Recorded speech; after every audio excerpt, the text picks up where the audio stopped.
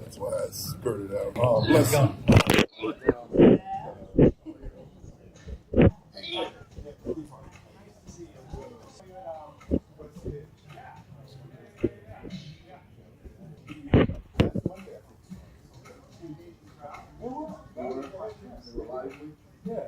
Bring your email to me? Just spread them around. They said there was going to be security here. But... Yes, sir. Yes, sir. No, I don't know who that is. It's just anywhere.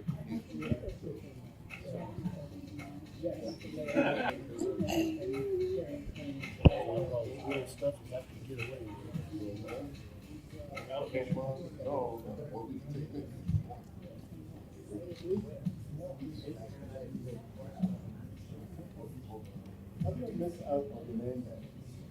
They came. Yeah, I mean, I don't think they do it anymore. Oh, okay. So now you.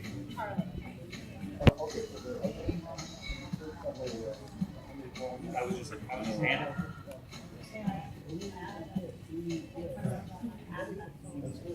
Yeah. Anywhere.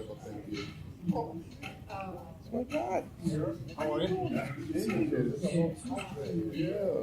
She said, I saw MPD out there. MPD's out there eating. No, they're right outside the door. I have noticed the presence. I mean, like really, every time I ride it. I told him, this, more like this, these corners, undercover walking around. Because that's what it takes sometimes. Be visible. They see it. Yep.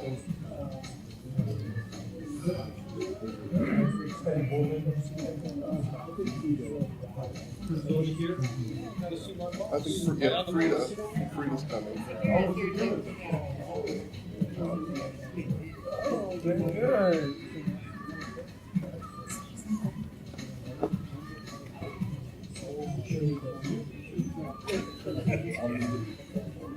Connect to their Wi-Fi. You did? Yeah. Yeah. Good.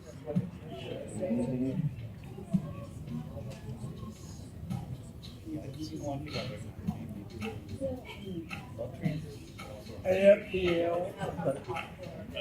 Yeah. Excellent. Yeah. Yeah.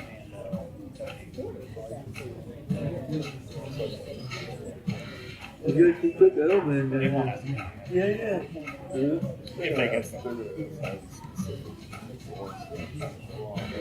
Yes. We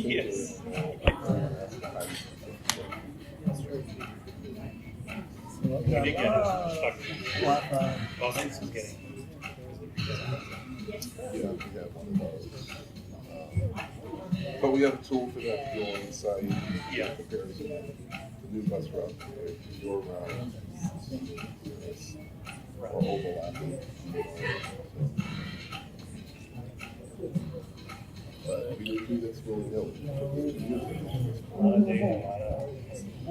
Yeah.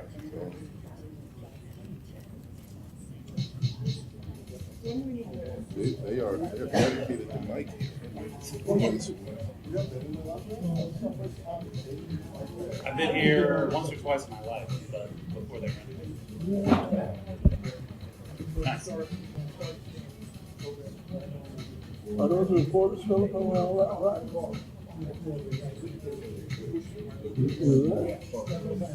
If we ever need a big they said, No, the people sitting over there. The reporters are sitting way over in that corner. And it's central, right near Feature Center. yeah. And there's security. Yeah. What? Oh, yeah, after that. Yeah. Could be good for you don't need this much. Exactly.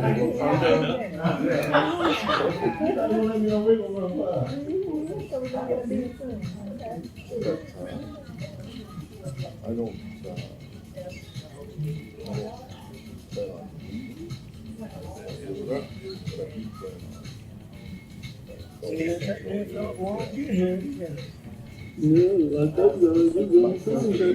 Yeah.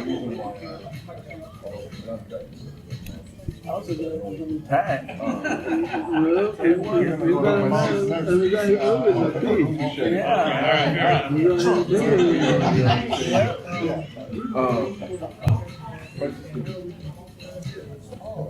was just tired. They were gonna try that. I said, "This is gonna be good."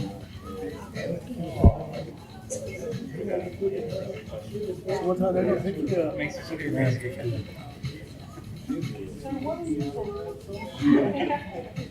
I don't know this thing. She lived around. No, she's had a career that has really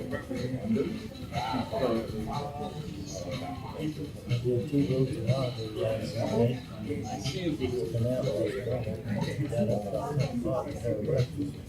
What'd you have? 4 pieces of sausage. I put it up on my stomach. And then pest control came. I goofed off all day. I believe. Big deal.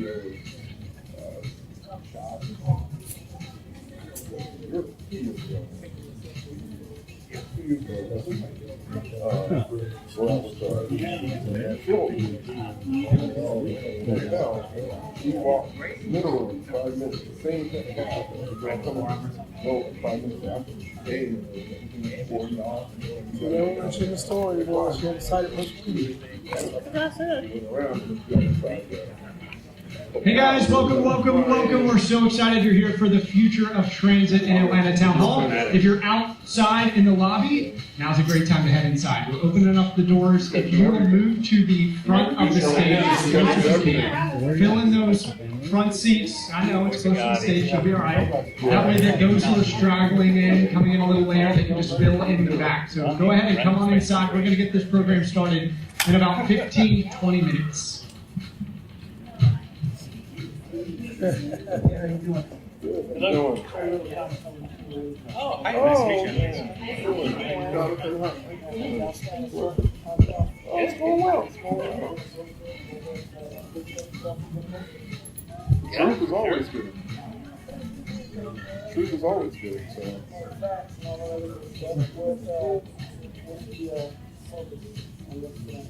We're not running the show. He is. But as I understand it, you know, it's delicious program. My man. Oh,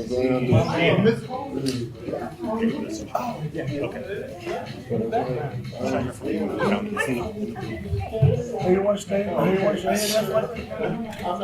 Oh, no. Yesterday. What'd you think of it? Yeah. I really don't eat much. I don't do meat. I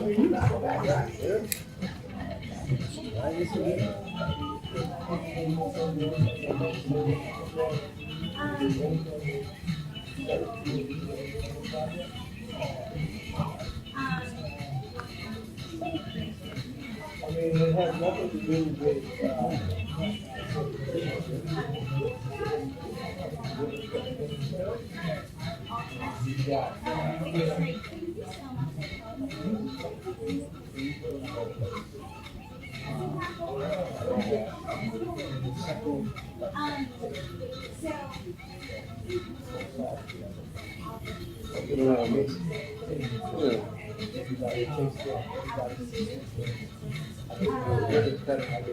Right. Economic development. Yeah.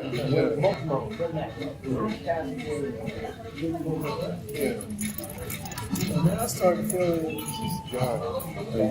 Good to see you. Oh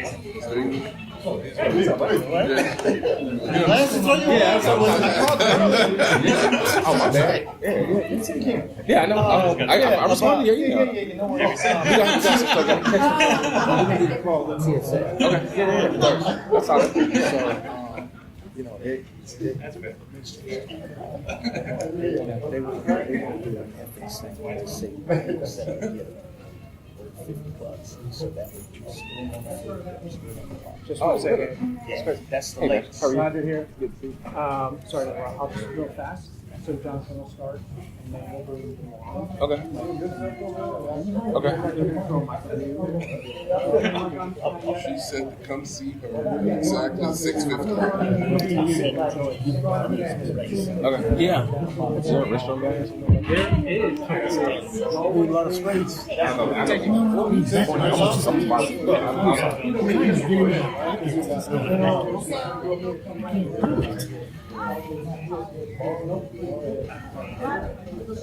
This one is inside First Baptist Church of Atlanta.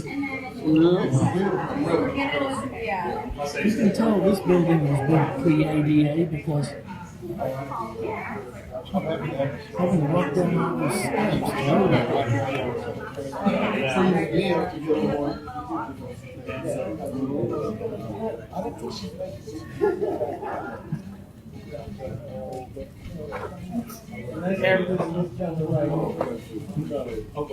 Yeah, State Farm arenas like that, and also the staples like that.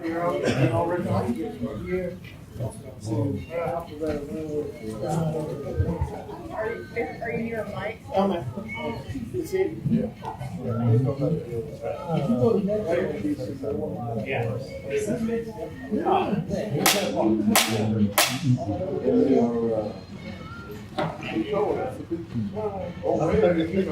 But the fine print on the bottom, it says, oh yeah, by the way, all the capital projects stop.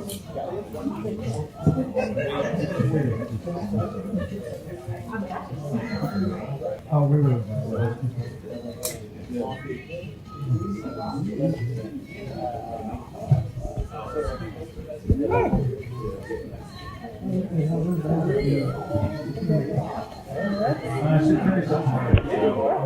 And they're gonna let you speak, Carl? They're gonna let you speak. They didn't ask me if I wanted to.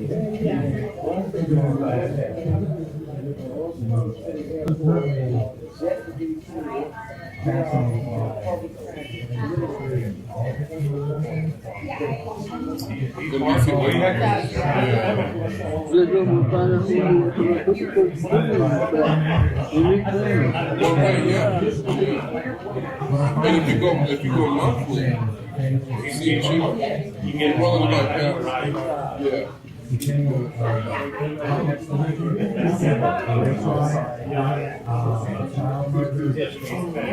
the spring, you know, we have a better group. Yeah, we're going to tap. No, but it's tap when you get your tap your debit card, credit card. Yeah. Beautiful communication. Yeah. Our CISO, former credit service, science. Airport and hotel. Don't have to get out anywhere up there. Yeah. This is all. Yeah. When you're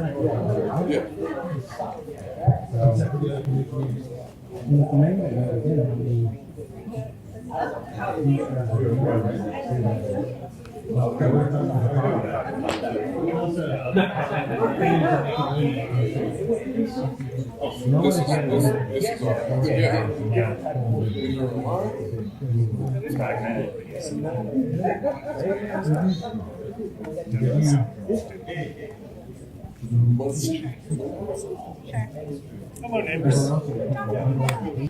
Yeah. Hey, how you? Good, how are you? Doing great, really great, really blessed. What's your name? Kyle. Kyle. Yep. Kyle who? Kessler. Kessler? Yep. My name's Chester Thrash. Okay. What do you do? Chester. I work for the Center for Civic Innovation, so we're one of the groups helping put this event on. Okay. Yep. Great. Nice to meet you. Nice to meet you. Thanks.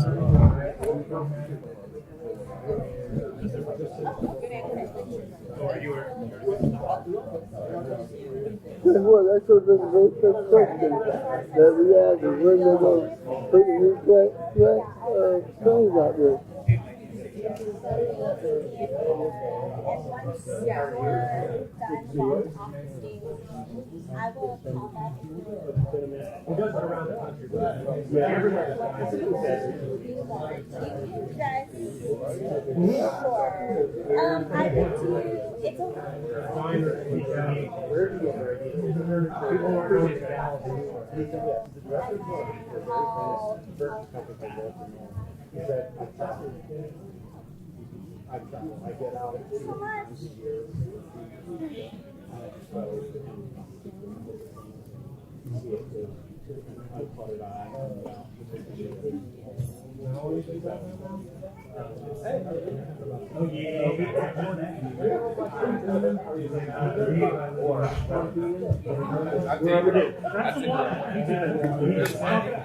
I thought I was going to be really excited. How's it going? Yes. So, Yes, that's right. Paul, do you have a lot of Bibles on your reader? Permanent roll. Okay, so walk here. I'm sorry. Okay. So you don't use it that much. So it might have you put it So we can send it back? this way. There's a little. If that works. Every year. Okay, perfect. So, don't know what time we'll do about run through, but it'll be hello and stuff. We'll do a thing for the audience. Don will be out first. We'll ask questions. You'll already write down. You still read the Bible? where is Nate? Audio, both sides. We'll ask you guys. Oh, yes.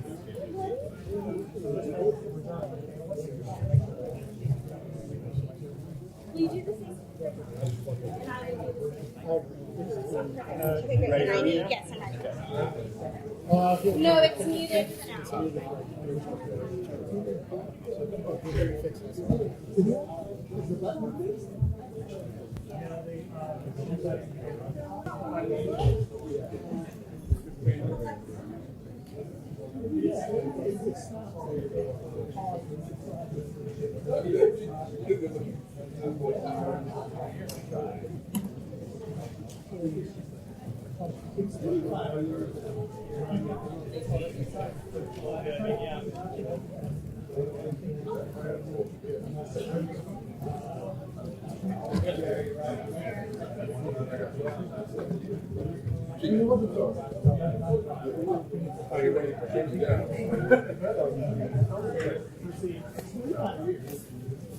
Yeah, but like we're more than 25 years old.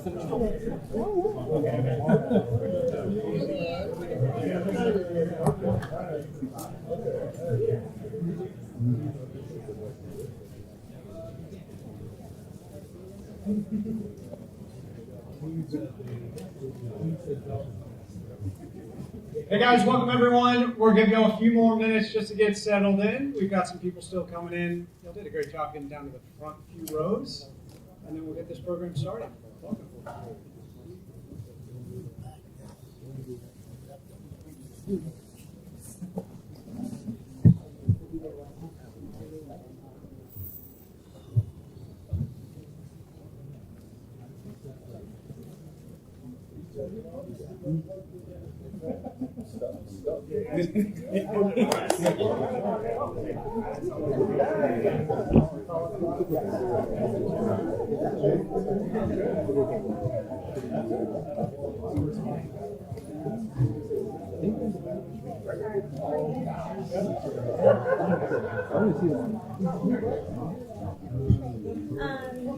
Usually channel 46.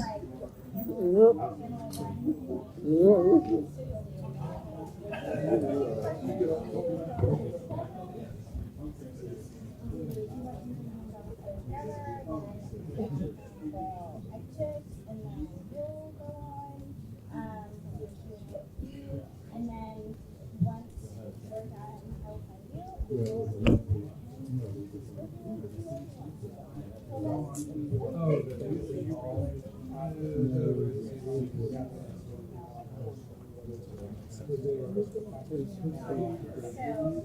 yeah.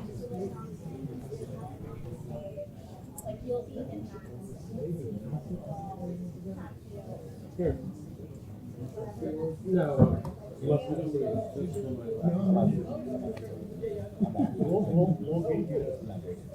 I'm here to answer the questions.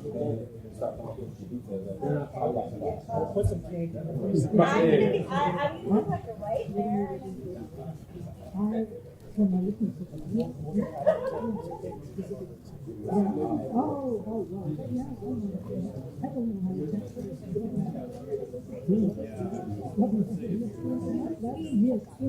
It's very simple, I know, because I've done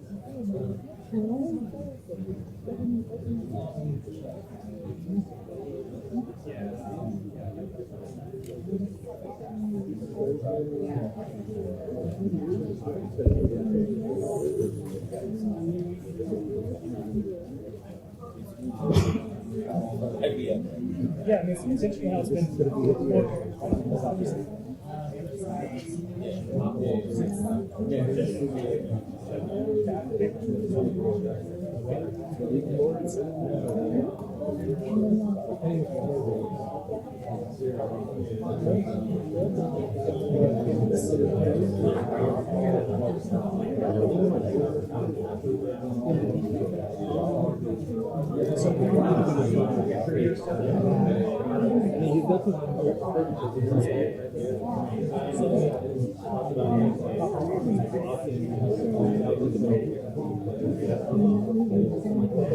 Oh, have you been to Marietta Valley?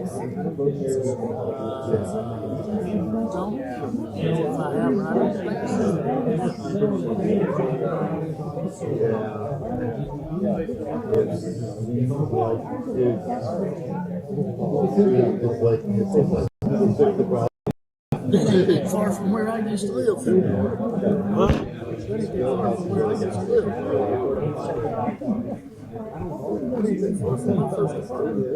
Okay. How'd you like it? It was all right. It had its advantages and disadvantages. It had a screen in it.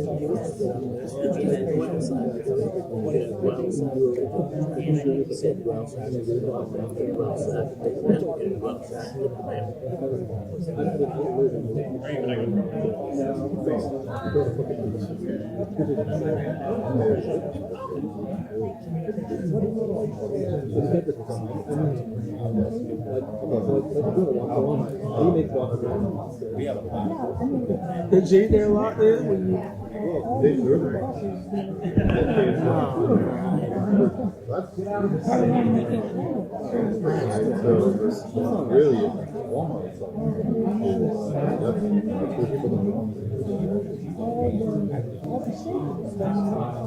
Yeah, again. So part of the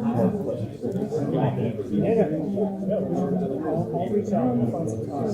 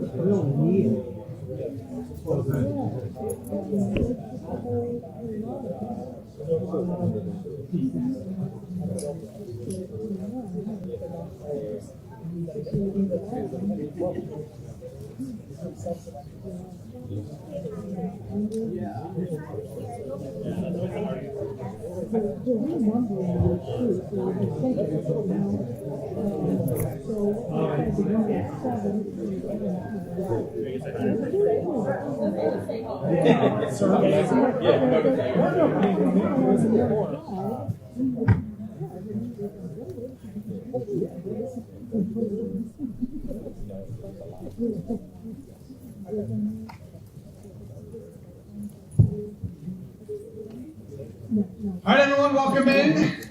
My name is Patrick Quinn. I am a reporter at Atlanta News First.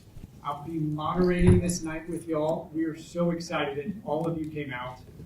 Lord, there's a lot going on in the country. There's a lot going on in the city. So for this many people to pack into a room and talk transit for an hour and a half, that's pretty cool. And there's a lot of stakeholders in the room as well. Take note, transit's important. There's an election next month. Transit's important.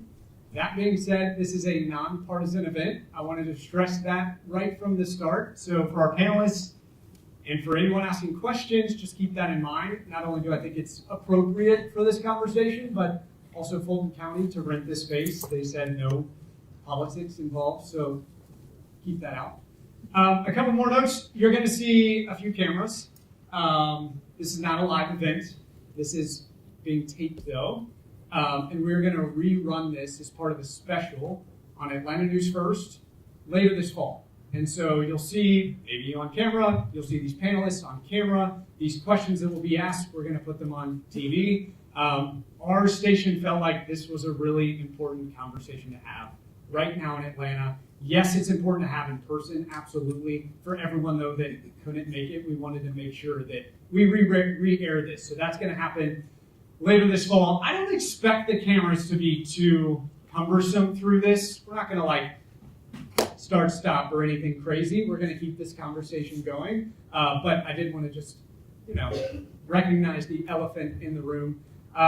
That's the long and short of the night, the things I want to get out of the way. In terms of the program itself, so to start us off, we're going to hear from the current head of MARTA, Jonathan Hunt. We'll bring him on stage. We'll talk about the status of MARTA right now, the outlook, also what's coming down the pike, even relatively soon. After that, we're going to hear from Courtney English. He is the Chief Policy Officer for the City of Atlanta. He also just was promoted. He's the Chief of Staff. If you've seen Mayor Andre Dickens, you've probably seen Courtney English right at his side. Very involved with each other, so we're really thrilled to have Courtney here. So if there are questions around the City of Atlanta's approach to transit, future outlooks going forward, there'll be Q&A after each panelist. You'll be able to ask MARTA certain questions, City of Atlanta certain questions. We're going to have both of them on stage for a moment so that they can answer some questions as a tandem.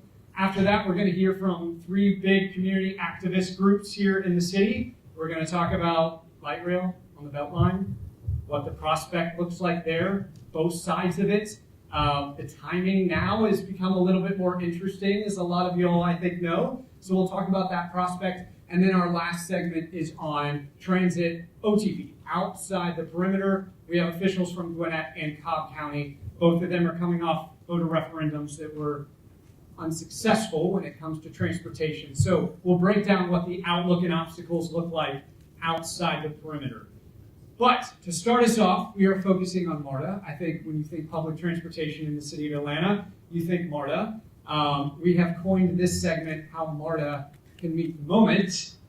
And to start us off, as Jonathan gets on stage, Jonathan Hunt is the interim CEO and general manager of MARTA.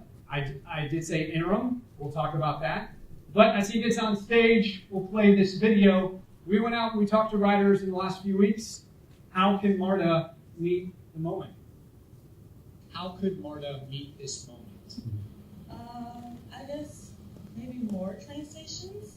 Atlanta's growing, and so we should have more than 4 directions of north, south, east, and west. I read this short line just from Candler Park down to 5 points, and so it's generally pretty fine. The stations, I think, themselves could use a little bit more cleanliness. I really don't run into problems on board on the trains too much. Almost every day when I get on MARTA, there's a situation that happens.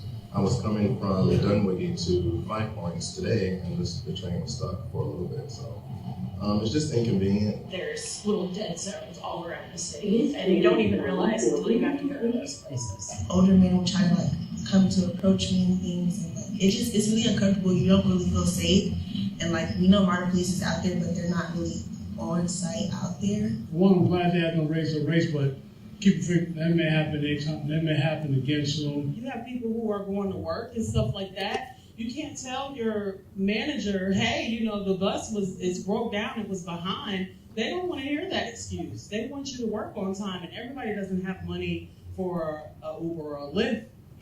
I think I'm pretty pretty safe, and I get to where I need to be on time sometimes, not all the time. It's smooth. I think it's smooth, in my opinion. There's no room for improvement. so you know, it's like there's no more room in Atlanta downtown, but they could expand out of town. Yes. Did that help you? Yes. Okay, that's just a few voices talking about how MARTA can meet the moment. We call those interviews MOS interviews, man on the street. If you've ever watched TV, local news, you've seen a billion of those MOS interviews. The thing about MOS interviews, they're just like a point in time encapsulation of how someone might feel at that time. Certainly not like the overall end-all be-all sentiment, but it does give you a slight snapshot. I mean, I could go anywhere in the city to a different station and have a completely different reaction. I could even come to some of you guys and have a different reaction in terms of how MARTA can meet the moment. And in fact, that's what I'm going to do. We get to run this show, so I'm going to come to some of you guys and I'm going to ask you, how can MARTA meet the moment? We have the head of MARTA right there, representatives from MARTA right here. Obviously, there's no right or wrong answer. We're all here because we want a constructive conversation. We all believe in the future of transit in Atlanta, but let's ask some of you, how could MARTA meet the moment? I think MARTA can meet the moment by integrating both regular rail with Amtrak. You know, Amtrak is coming in here. How could MARTA infuse that with its rail stations and then have better commuter in and out of Atlanta?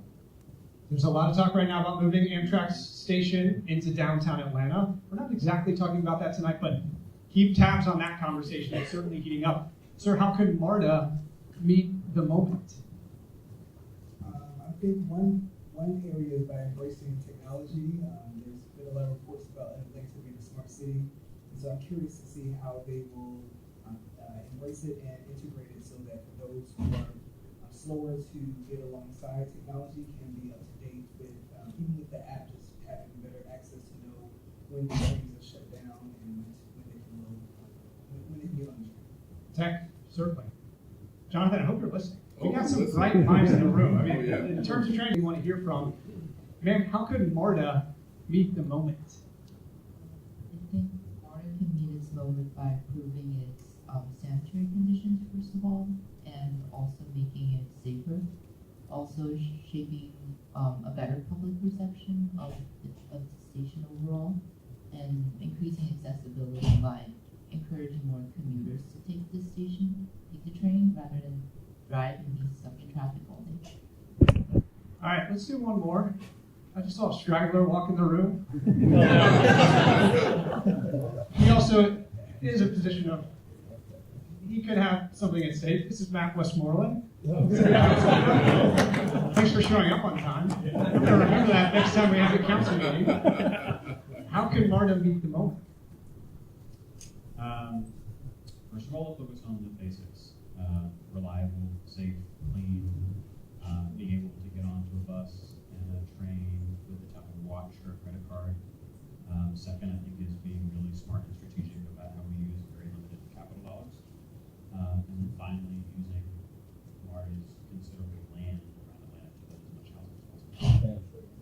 Yeah, that's an informed person right there.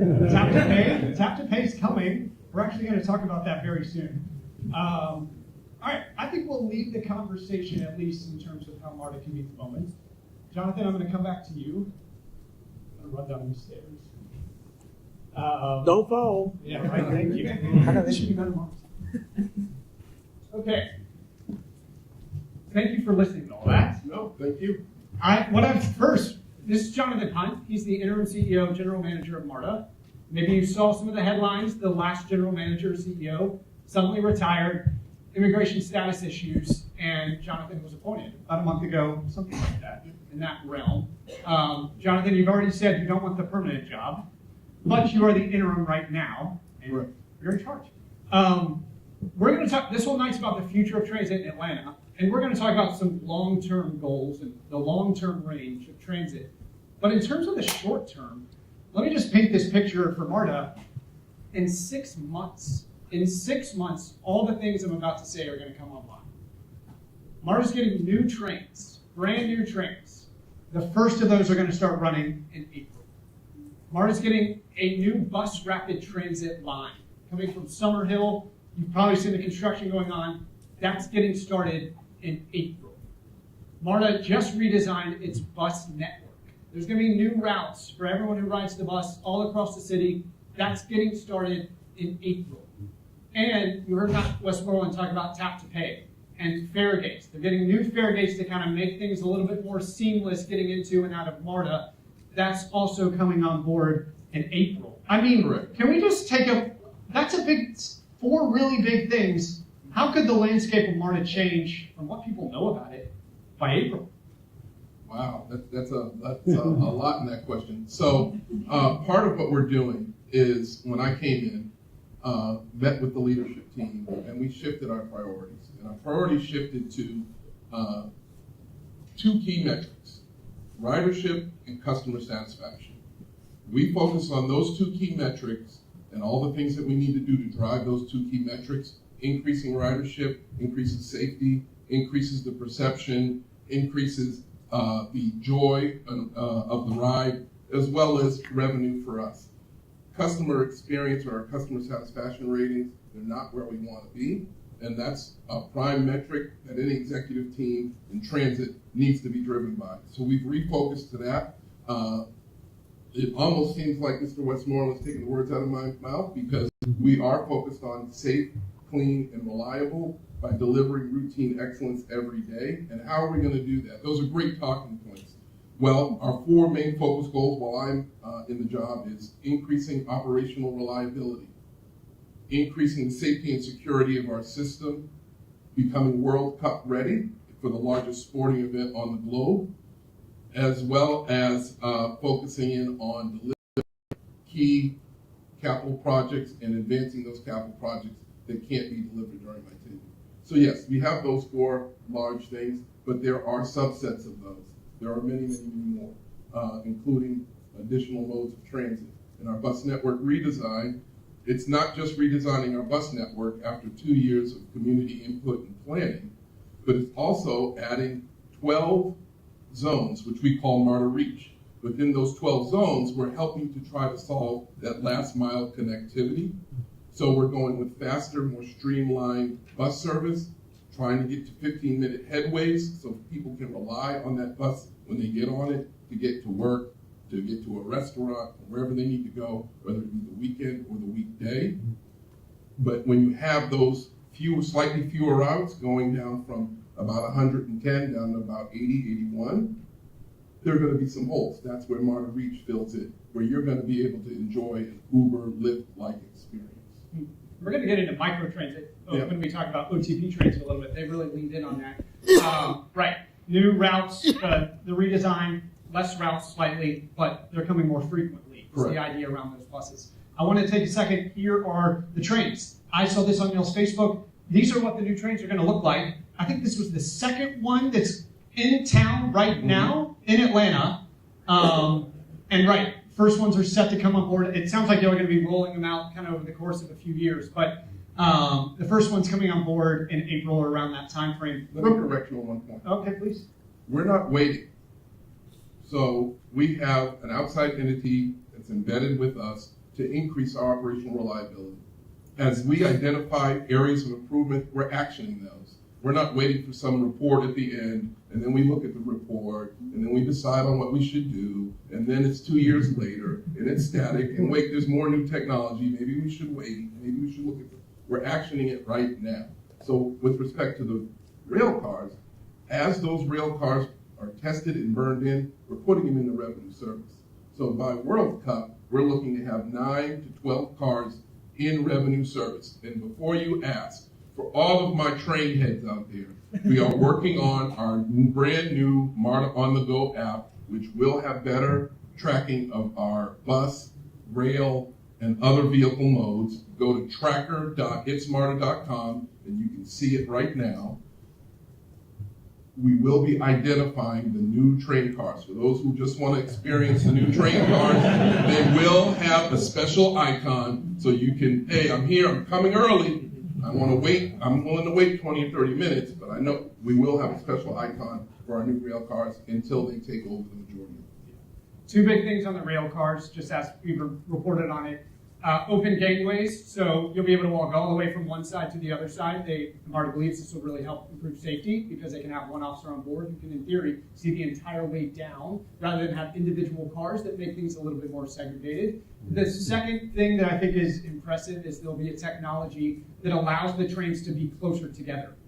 It's depth sensing technology, I don't know, don't ask me about it, but it'll allow for more frequency because they can get closer together, less chance of them running into each other, I guess, the faster that they show up. So in theory, the headways will be improved with these new trains coming online.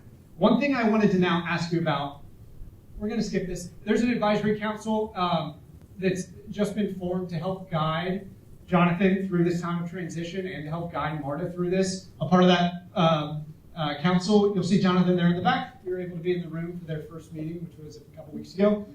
Katie Kirkpatrick with the Metro Atlanta Chamber. You see Keith Parker there in the brown suit, a former CEO of MARTA. Anna Roach, she has her back to us. She's with the Atlanta Regional Commission and others. I think you've even added a couple more to that council even since this meeting. So they've got some help if you're curious. It's been an invaluable group.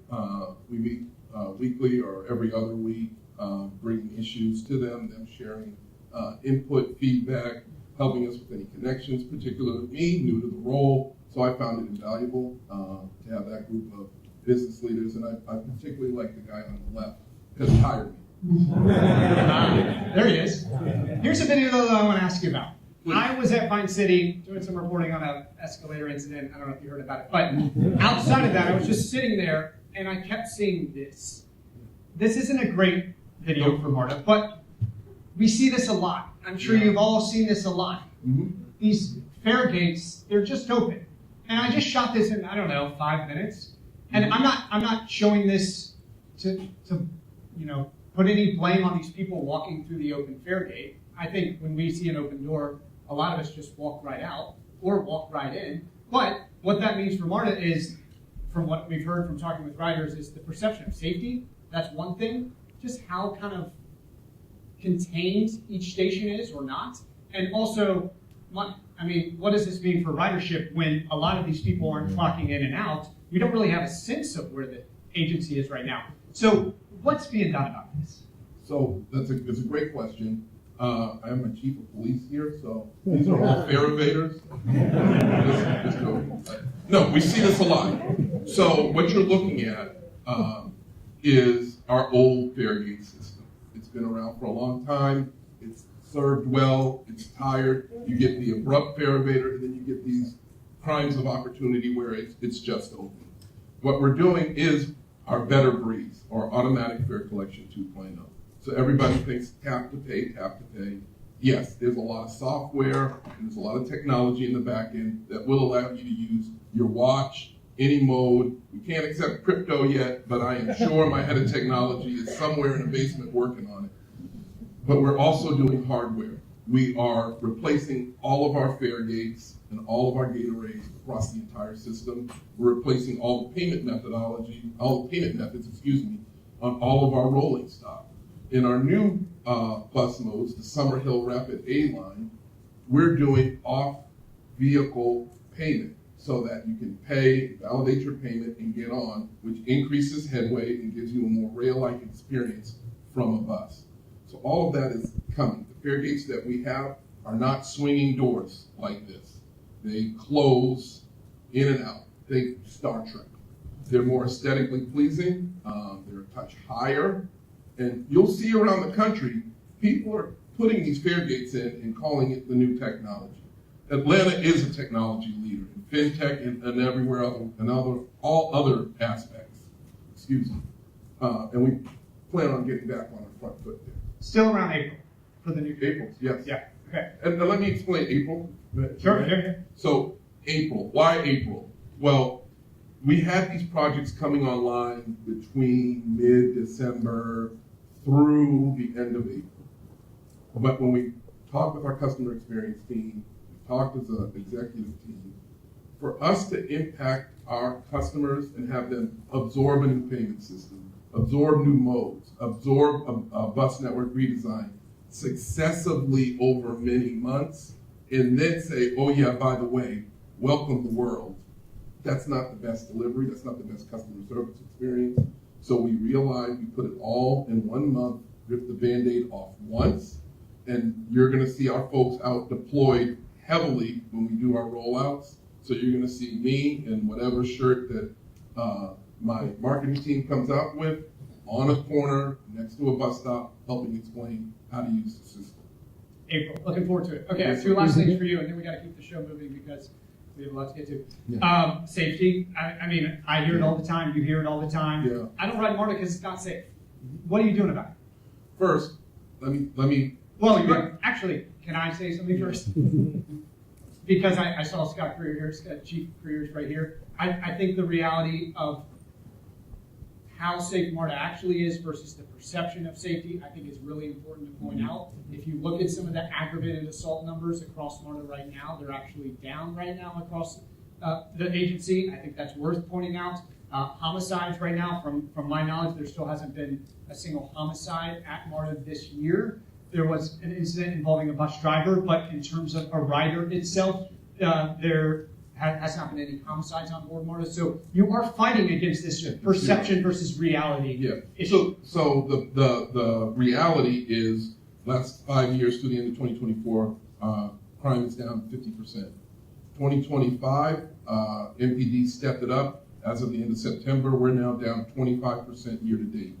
Violent crime this year to date, down over 31%. Right, but it doesn't feel like it. Feel safe, right? So we still have work to do. And when you say it doesn't feel safe, we have to increase ridership. You could have 3 individuals who may be unhoused, may not be in the best straits of life, and if you're on that train car alone or only with a couple of other people who are strangers, you're not going to feel safe. If you have that same scenario, but in the full train car, you may not even notice those folks. But this is what we do. We practice empathetic enforcement at MPD, and they do an exceptional job.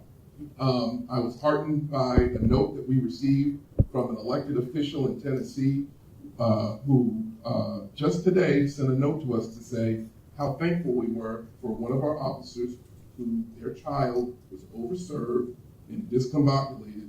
That officer helped that individual safely exit the system, get to a safe space, sober up, and was able to get home.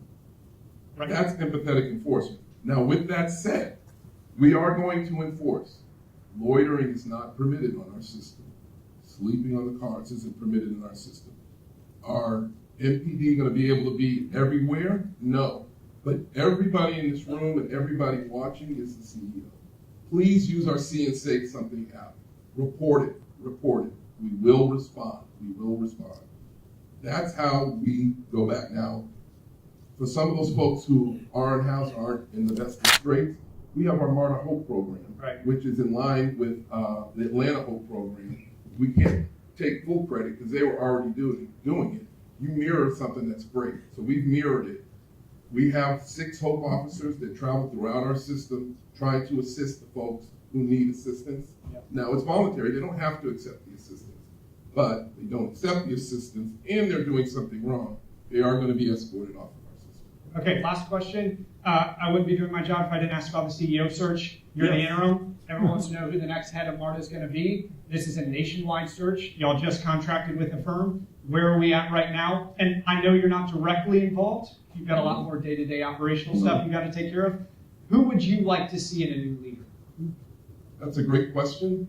But I think what's more important is not who I would like to see in a new leader. That's certainly up to the board and the search committee. I think in talking to all those potential candidates, let me explain what that leader's going to find. What that leader's going to find, and I did bring a note card because I don't want to mess it up because I love and work with these people. What you're going to find is a deputy general manager who is the first person who was an intern to make it to the C-suite of MARTA with over 25 years of experience.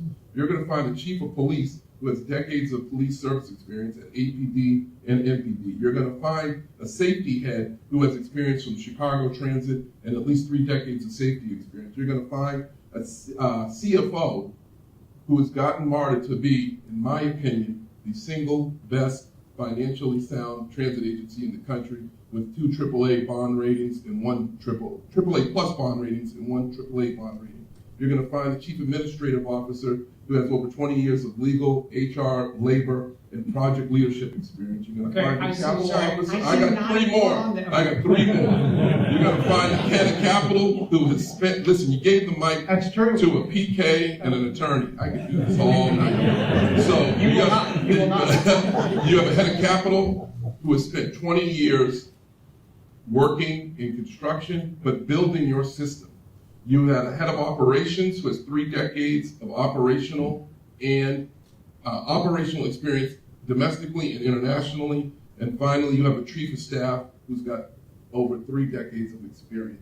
And you had an okay lawyer before you made it. Right. Chief legal officer before he was the interim chief. That's what the new person's going to find. Right, so you've got good bones is what you're arguing. Outstanding. Lastly, though, what's the timetable? Like, will we have someone in ahead of MARTA ahead of the World Cup?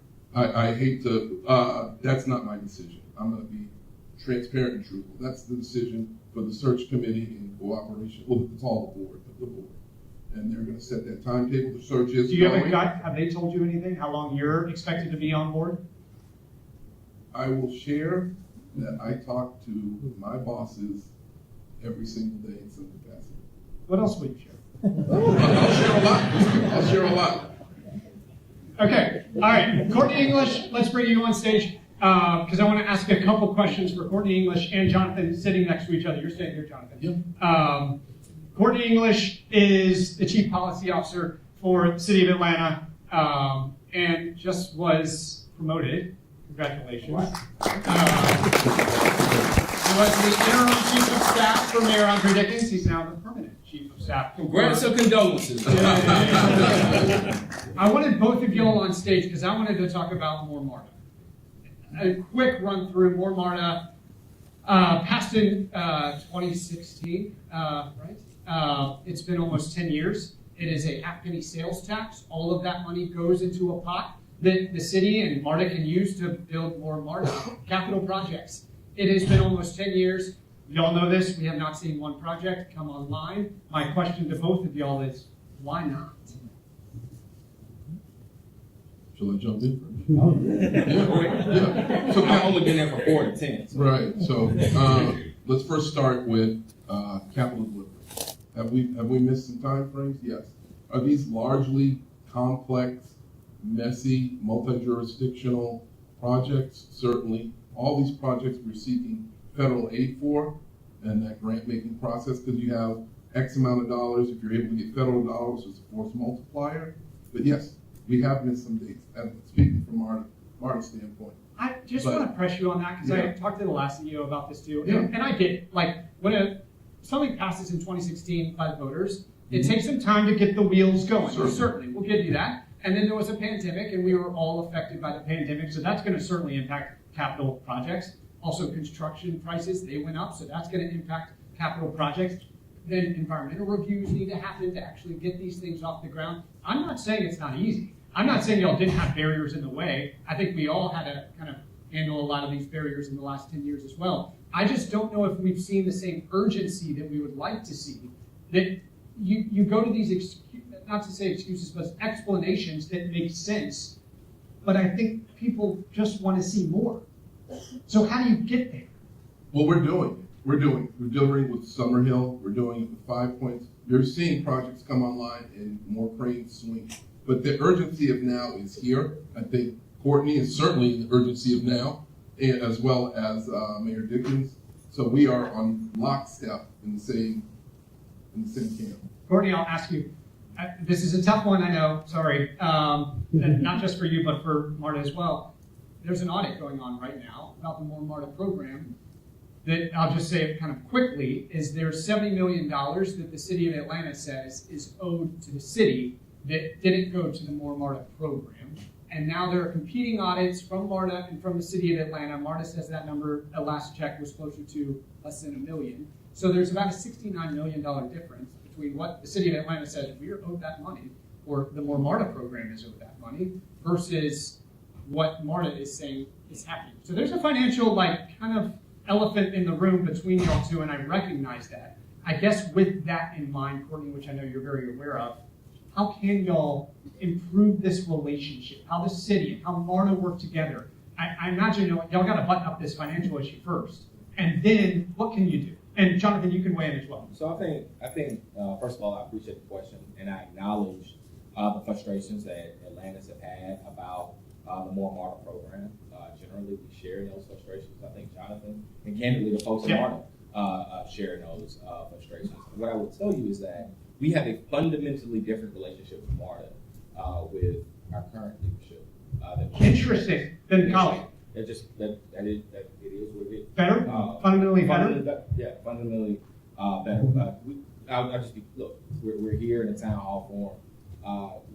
We didn't laugh at the same jokes all the time. And I think now with a new leader in place, I think we got a new chief of staff in place, and we had a great relationship with the former chief of staff as well. But I think we have a different relationship that will allow us to move projects forward in a different way. And as it relates to tough issues like the audit, we do have a position. We stand on that position. We stand by the work that was done by our audit firm. Our board, led by board chair Jennifer Ide, who is an Atlanta appointee, is working really, really hard to sort through those issues. They've actually taken it on themselves. I believe there's a MARTA board member, Severa, who's in the room. Hey, Severa. Oh yeah, you.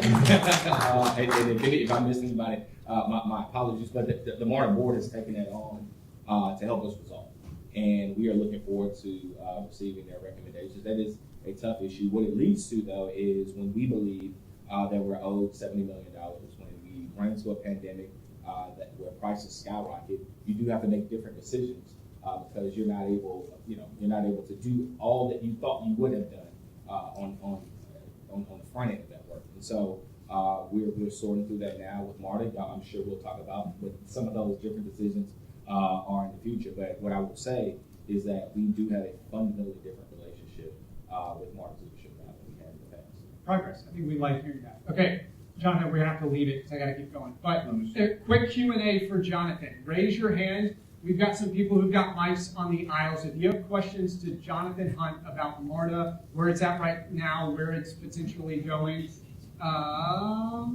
let's go right here on the corner.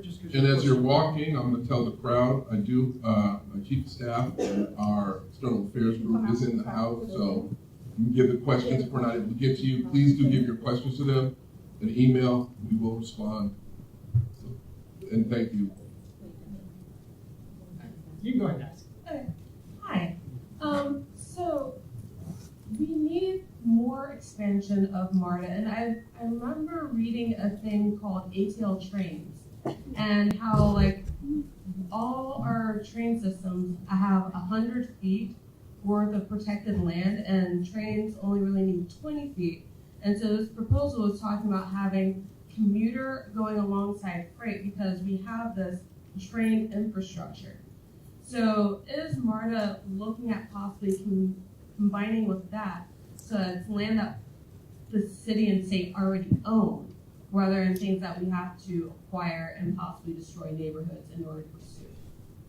So that's a great question. There's a lot of layers to that. I'll be as quick as humanly possible. Thank you. So when you look at the rapid transit contracting and assistance agreement when MARTA was formed, that there's a plan for expansion beyond what you see now.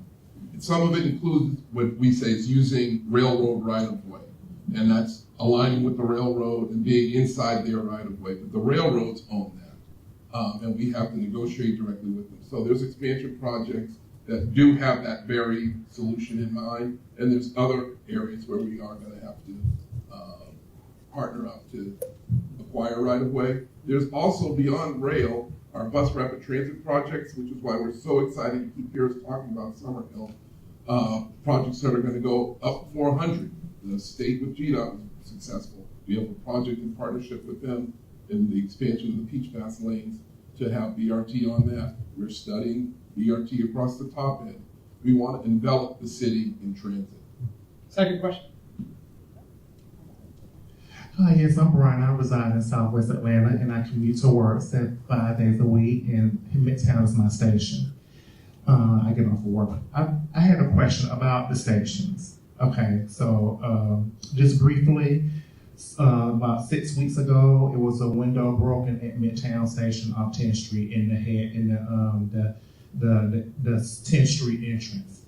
But my station, Oakland City, still has a broken reader board that's been broken since the first quarter.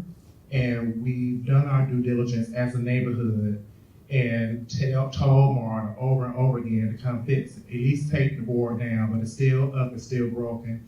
And then we still have gates open at the Murphy Avenue entrance.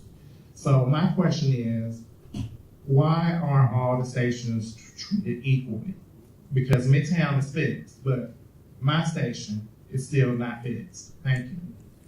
Thank you for your question. Thank you for your question. We do treat the stations equally. I want to tell you this. Those complaints were heard. I got them. A week and a half ago, I went to Oakland City with my head of safety and with the deputy general manager. We walked the whole station. We took all those pictures of everything. We are working on all of those. We have some other exciting things in store in partnership with the city for Oakland City, but I'm not going to get ahead of myself. But we're investing in Oakland City. You bet. All right, bookmark Oakland City. We got time for one more question right over here.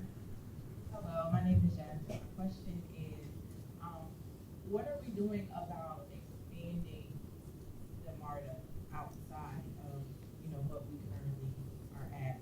Outside of our current jurisdictional partner areas? Yeah. We are supportive of MARTA expansion. Right now, as it's set up, from founding, there are 2 jurisdictions that can join by public referendum today. That's Gwinnett and that's Kyle. Both of those are outside of my purview. The leadership there, as you've seen from the referendums, there is a push. I'm not going to get ahead of the other thing. Clearly a push for more transit there. What those plans are, we're happily to partner with them in any plan development. But that's really a local Gwinnett and a local Cobb decision. And far be it from us to insert ourselves. Sure. One thing I'll just say is that, one of the issues is you've got to show it to people. And let me just be candid. There's a lot of reasons why MARTA hasn't expanded. And some of those reasons we don't necessarily have to get into here because I don't know that we have enough time. But one of the things that the mayor has done as chair of the regional commission is on a recent link trip, we took a lot of those leaders to the suburbs of DC. And so normally a link trip is where you take a whole bunch of leaders, it's a delegation of folks, and you spend time looking at other jurisdictions trying to learn. And so we recently went to Northern Virginia. That was an intentional decision. It was all about transit and a little bit about data centers, but the intent there was to open people's eyes to the value that transit could bring to suburban communities. And it was very well received by those leaders. We received nothing but positive feedback. Jonathan was there, Councilmember Westmoreland was there, a whole bunch of folks in this room were there. And what we have heard is that it is shifting perspectives. And so we're excited about the possibility that brings. Okay, maybe building some political will. No, you can't. Sorry. Jonathan Hunt, thank you so much for being here. You're awesome.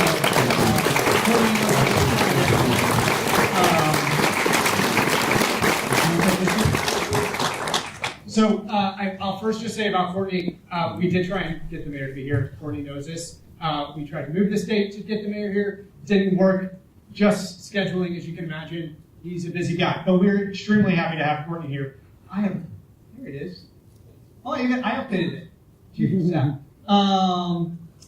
And here is Courtney kind of at some recent events. You see ribbon cuttings and flanked over his shoulder. Obviously, Courtney's there a lot.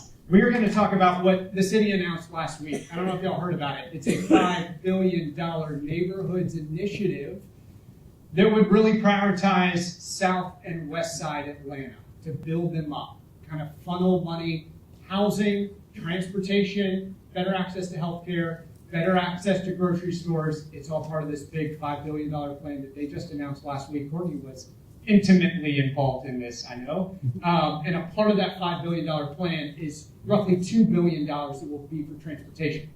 And first, I want to ask you about this plan on transportation. I've heard this includes light rail on the south side of the Beltline. I've heard this plan includes extending the streetcar, Atlanta streetcar, both west and east. And I've heard that there will be 4 new infill stations, MARTA stations, that will be built as part of this funding mechanism. Can you confirm that? Is that part of y'all's plan? True. All true. Guilty as charged. Okay, we haven't heard that yet, so we're breaking some news tonight. Officially, we haven't heard that yet. The $5 billion plan, I'm going to bring up a slide. So it's going to be about extending TADS, and I'm going to talk about TADS in a second. But I wanted to show you this slide. And Courtney, I know you know this slide. You are prioritizing South and West Atlanta. What do these slides reflect? Yeah. So if you look at the slides above me, if you were to draw a line, just as depicted above, from northwest Atlanta to southeast Atlanta, and then put some statistics on the board, you're going to very quickly begin to see a picture of a tale of two cities. Opportunity is absolutely concentrated in the city, and it's concentrated for folks who live above that line. Below that line, there's a mixture of incomes, but it's absolutely where the highest concentration of poverty resides. This didn't happen, but nobody in this room was the cause of this. This happened by years of malicious policy decisions that candidly were designed to separate neighborhoods and separate people based on race and class. And when you do that over time, you end up with some very specific negative outcomes. And you can see some of those above. If you look at the folks above the line who are living in poverty, it's a very different number. High school completion, folks who have access to insurance, folks who have access to internet, folks who have who are rent burdened, folks who have diabetes. It almost doesn't matter the stat. It would hold true whether you were looking at crime rates, home ownership rates, car ownership rates, whether you were looking at educational attainment, incarceration rates. It will paint the same picture over and over and over and over again. And so this system was created to generate these results, actually. The system isn't broken. I don't want anybody walking around thinking that this happened by accident. Quite the opposite. The system is actually working exactly as it was intended to work. It was designed to create these outcomes. So you're trying to shake up the system. And because we have to, because it was created to create these outcomes, it will require intention and direct action and direct and immediate urgency to correct. Okay, so how are you going to get to $5 billion? Here's the breakdown that you guys have posted where that money is going to go. You see at the bottom, $1.9 billion going to transit. You can see where the rest of the money is planned. $5 billion, that's a lot of money. It's not a guarantee. Ugh. Should I try and explain tax in 1 minute? Okay, I'm going to do it. I'm going to stand up. Nadine, will you start a clock? Tax. It's a tax allocation district. It's a funding mechanism that the city has used since the 90s to invest into communities, to help build them up. Some of the best examples are Atlantic Station. Before what it is today, where there's a movie theater and restaurants and hotels and shopping and all the things, it was industrial. It was run down. So the city said, hey, Atlanta Public Schools, hey, Fulton County, you give us your property tax increments for a certain amount of time. We're going to pump that into Atlantic Station. In return, we'll let you have that money, and then those tags will end, and we'll take that incremental tax revenue back at the end of that range. So that's what the city has done. They've gotten into deals with Atlanta Public Schools and Fulton County to take some of that money, and they use it for initiatives just like this one. And how did I do on time? Was that a minute? Wow, that's pretty good for tax. I mean, I cut some corners, but I was emailing with Fulton County today. They said since the 90s, they have given $500 million to the city of Atlanta from revenue that should have been coming into them, to the city of Atlanta, to go toward these TAD efforts. So last week, as part of this initiative, you said, let's extend all TADs for another 25 years, and that will bring in $5 billion. My first wrinkle question is that $5 billion just Atlanta's portion of the tax, No. or is that $5 billion Fulton County Atlanta Public Schools and Atlanta's portion? The latter. It's a projection based off of all taxes. So the big thing, to get this $5 billion to make these transportation projects happen, is you need Fulton County to say, yep, you can have our money, and you need Atlanta Public Schools to say, yep, you can have our money. And we believe that 20 years down the road, we're going to benefit more out of that, because these areas of town that need some loving, a little bit of a glow up, they're going to have higher property values, higher property taxes, and in theory, APS and Fulton County, they could benefit at the end of that timeline. So you need them to say yes quickly. How are those conversations going? Are they going to say yes? I don't know. We haven't. Conversations are ongoing with both. First, our city council has to say yes, and so we introduced legislation on Monday to extend the city's increment. We'll be having additional conversations with APS in Fulton County. APS has said to us that we have to demonstrate to them a very clear correlation between student achievement and a TAG extension. We think that correlation is crystal clear. Actually, there are far too many kids in the city who are going to school hungry. There are far too many kids in the city who are going to school homeless. 2,000. In fact, there are far too many parents of kids in the school in the city who lack jobs that pay living wages. There's a life expectancy gap between 30318 and 30315. 30318 is where I live. That's Douglas High School. That's Bankhead. That's the west side of the city. And 30305, that's the governor's mansion. There's a 20-year life expectancy gap between those neighborhoods, and they're separated by just 7 miles. APS has a 30% mobility rate, meaning the number of kids that are going to move in a given school year, 30% of kids on average in the school district are going to move at least once. In the lowest performing schools in APS, that number jumps as high as 60%. There's absolutely, you cannot solve that problem from inside the family. That's a neighborhood challenge. You have to solve that problem by creating healthy, whole neighborhoods throughout the city that are safe, where folks can work their way up the economic ladder and ultimately live a choice-filled life. And so we'll be making that case to APS. And as it relates to Fulton County, we'll have that conversation with them as well. $500 million over a 20-year period, when you look at 100 years of divestment, when you look at 100 years of communities being starved of amenities. There's an entire council district in this city. A council district represents anywhere between 35,000 and 50,000 people. In 2025, there's a council district in this city that does not have a grocery store. That's the city we live in. For all its glory, because I love Atlanta to my bones. And I fundamentally believe there's nothing wrong with the city that can't be solved by what's right with the city. But this is happening on our watch, and we can do something about it because we have these types of tools that don't cost anybody anything. They don't divert money. They don't raise taxes on anybody. They don't divert money from anybody.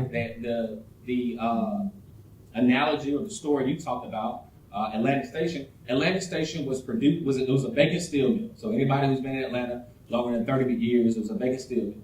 Atlantic Station was producing $25,000 a year for all 3 taxing jurisdictions. Does anybody want to take a guess about how much it's producing today?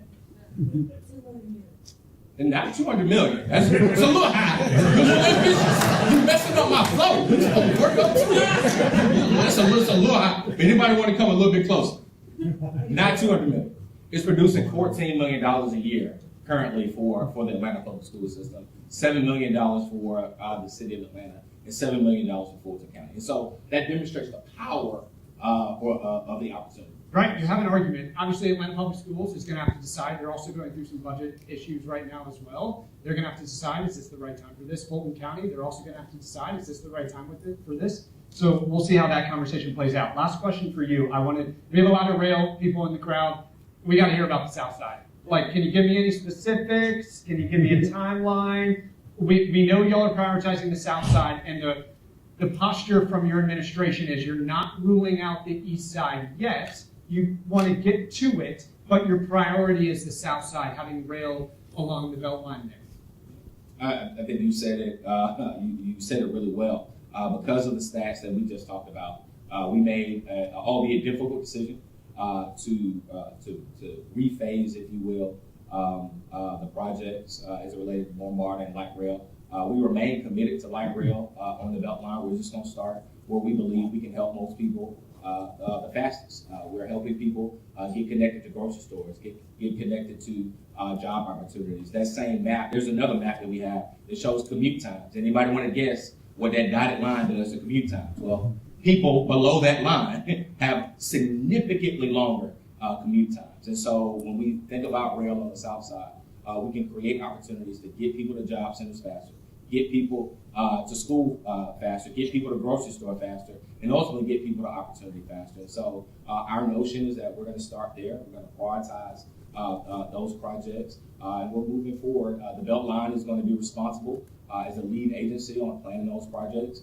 Many of you have heard and seen kind of their full variation of their plan, but they're moving full steam ahead with that plan. And you support the $3.5 billion plan that has rail all 22 miles of the Beltline? I support us getting funding for all 22-mile loops. Now, see, it's tough because it's this piecemeal approach. I think it's tough for some people to stomach. Like, if you're going to do it on the south side, why can't you commit to the whole thing, or don't do it just on the south side? Because don't you want it all connected? That would make it all kind of make sense. So I'm not. You're right. You've heard this. I think that's perfectly fair. I'm saying today that we are absolutely committed to building rail on the south side of the city. What the mayor has talked about is being open to conversations, even about East Side Trail. He said that's not breaking news. He said that a few weeks ago, and I think it was reported by some outlets. What we have to do is figure out how to pay for it. And so first step, everybody, and let me be candid, and I know we're here to talk about transit, but I want to be open and honest. Like, everybody does not believe that rail should exist all around the Beltline. There's a significant there's a significant portion of the city that is absolutely terrified of the Beltline in and of itself. It scares them. It is a scary notion because previous administrations have not done enough to build affordable housing. Previous administrations have not done enough to avoid displacement efforts, and we can talk about what we've done. But the Beltline scares a lot of people in the city.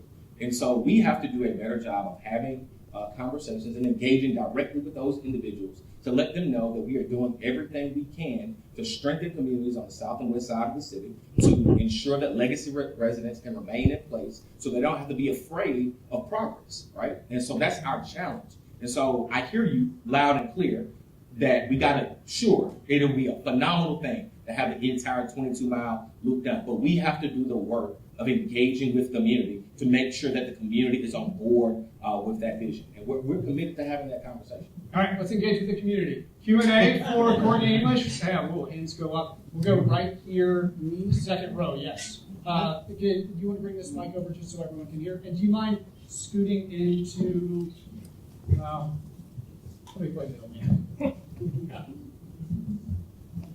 I've got a quick question about the Fulton County portion of the sales tax. How will that take away from the transit investments for other parts of the county outside of Atlanta? Does that make sense? Will it just take away from them? If you do a tax allocation from Fulton County, will it take money from other parts of the county or just from Atlanta? Yeah, the short answer is no. Actually, it has zero impact on really the rest of the county. In fact, Patrick did a good job of explaining it. I'll just give a 5-second primer. If your property value is at $5 today and it grows from $5 to $6, all we do is take that extra dollar and reinvest it directly in the community. It pulls money from nowhere else other than the community that's affected by the tax, right? So the short answer is there'll be a lot of conversation about tax in the next couple of weeks once this gets ramped up. So good questions. Next question. I want to really applaud and thank you very much for the work that you're doing. Also, I wanted to ask and emphasize and thank you for your effort into south of the city and the east of the city. The south of the city is very important. And when we talk about perception, when people ride the train coming from international destination as they are coming to us from the world for the World Cup, they're going to be riding the train and coming to College Park, East Point, and beyond. And the perception doesn't have to be black people are dangerous, right? And I think painting a picture of a policy that would create these stations as a hub for a getaway for an international airport like that, for people to actually step out. They don't have to always go to Midtown, right? And the property values in the south side, College Park and East Park, do not have to always plummet because they have legacy elder community. So I think the connectivity is important, but what policies do you have in order to really invite development, looking at the airport as a destination, and really doing a little bit of a TLC to the areas of College Park, the East Point, and beyond? When you look at the Greenbrier Mall, it's just devastation, right? And I do know that TAD is going into Greenbrier Mall, but I would like to see the Fulton money taxes going into also improving the lives of the children who are like in the Oldie West Elementary School on Headland Drive, going to Greenbrier. I want them to have connectivity where they can actually feel that they can actually connect to a train and go a bus, a map, and go somewhere, right? So I think those are neglected communities. But the sad part is that it's a very important getaway airport destination. And that money could really bump the community. How do you utilize the stations as a heart of the community? So I agree with everything that you said. I can tell you that we are working diligently. Campbellton Road is one of our key corridors. We're working on a multi-$100-million project that will be in part TAD funded, knock on wood, for the Greenbrier corridor that will connect very nicely to MARTA's efforts along Campbellton Road. I can't speak for College Park and East Point. What I can say is that we believe that on your way from the airport, and Jonathan wouldn't let me break news, so I'm gonna. You can break it. I will honor what he said. We will have a lot to say in short order about Oakland City and Fort Mac as it relates to developments in those areas. We think the biggest development, most catalytic development opportunity, one of the most catalytic development opportunities in the city is Murphy's Crossing, which is the station right before you get, I'm glad I said it. That's a positive for you, which will be the station right before you get to the West End train station. It's an infill station. For anybody who doesn't know what Murphy's Crossing is, real quick, if you think about Ponce City Market, Maynard Jackson bought Ponce City Market for $5 million. Shirley Franklin sold it for $26 million. Today it's worth about $256 million with a $1.2 billion economic impact. It is the most expensive property, most expensive Class A office space in the entire city. Forget Buckhead. Ponce City Market is the most expensive marketplace in the entire city. Now, so think about what we could do if we took Murphy's Crossing is taking a Ponce City Market right next to the Beltline, making it affordable, and then putting a MARTA train station on top of it. That's Murphy's Crossing. I've also That's heard the it economic could be model. comparable to the battery, which these are lofty goals. Yeah. All right, last question right here, and then we got to keep moving. Hello, my name is Alex. I'm an investigative reporter here. Done some reporting about MARTA. My question to you is, more MARTA doesn't have Southside Beltline Rail on the list. This is not what voters voted for. MARTA, Southside Beltline is also not on the Tier 1 list that the MARTA vote approved. So my question for you is, what is the legal justification to not build the East Side Beltline Rail right now in favor of something that is not voted by voters, not voted on by the MARTA board, and that only MARTA has the ability to get federal funding from? Well, so one thing, I'm gonna answer that question. So a few things. I hate that the last question went to a reporter though, but so I'm gonna answer. So no, I want to answer that question completely. We never said we were using more MARTA dollars for the Southside Trail. In fact, our plan calls on using local funding. And let me be crystal clear. We don't know how much money is in the More MARTA program. You're an investigative reporter. If you told me today, you would be breaking news. Because I am not certain that anybody knows how much money is actually in the More MARTA program. Hence, we have a $70 million difference of opinion. And so given a $70 million difference of opinion, combined with a global pandemic where prices skyrocketed, you have to make a different decision. The More MARTA program had 17 or so projects on it. We do not believe you can get to those 17 or so projects. So then the conversation becomes, well, of the projects that are remaining, which are you going to do? And our belief is that we should do projects that move people faster. We should prioritize communities that need help the most. particularly as it relates to transit dependent riders. And let me be clear about federal dollars. There is no federal fund for anybody. Help is not coming from DC. Full stop. And so it's going to be incumbent upon us to use local dollars anyway. And so if we're thinking that we're going to be able to, whether it's a housing deal, a transit deal, an infrastructure deal, to keep that work going, that's not a thing right now, at least for the next 3 years. And so that's incumbent upon us. There's some elections coming up, not to make anything political, but folks in this room are going to have something to say about that. But that's not a thing anyway.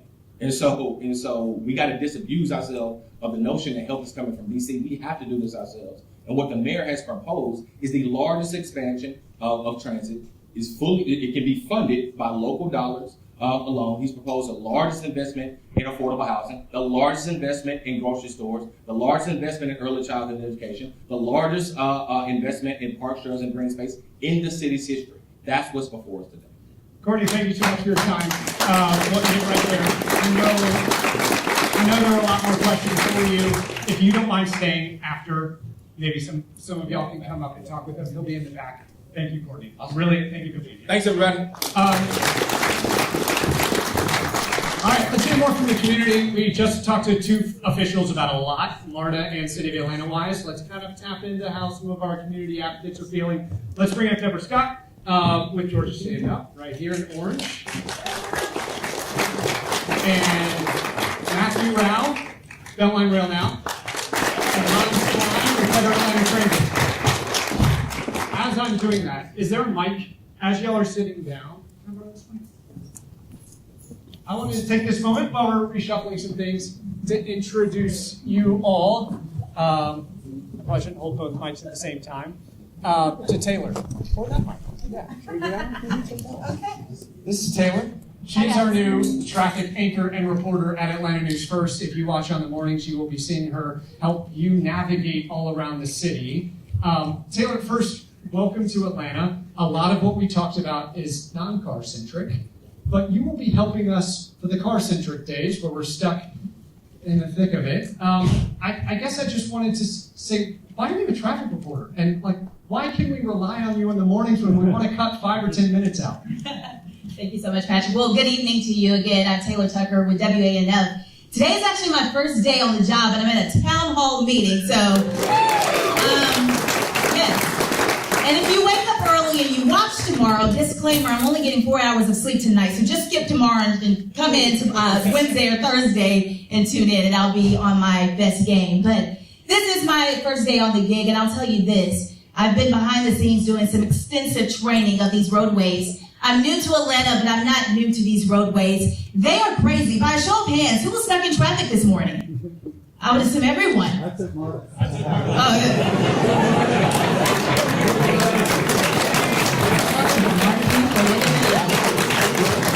I'm taking notes. So here's the thing. Being a traffic reporter, what I want to do, I want to tell you where the traffic is, but also how to get around it, right? You know there's going to be traffic in Atlanta. No matter if you're traveling on I-20, the connector, going around the perimeter, there's going to be traffic. But my role here is to learn these roadways, is to touch grass, to be at these meetings and figure out how I can make your trip to work, wherever you might be heading to your destination, as smooth as possible. So I do ask that you give me some grace as someone who is new to Atlanta. I think someone said, we're full here, why'd you come? Well, I'm just one addition here, but I'm coming here with a plan on how I can help you get to your destination and to learn these roadways and figure out, hey, let's get rid of this Atlanta traffic in the best way possible. So again, I'm Taylor Tucker. I don't have my business cards and my bosses are here. So, let's put that on the to-do list here. I want to provide that to you. Reach out to me with questions and I'll do the same because I want to hear from you as well. So again, I'm Taylor Tucker. I'll be on air tomorrow morning, but give me some grace.